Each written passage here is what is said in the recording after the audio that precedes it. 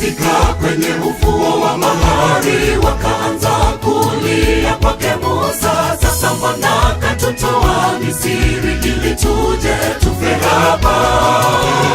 Wakakumbuka walivyokuwa Misri na kutamani kurudi utumwani. Heri utumwani kuliko kifo cha aibu.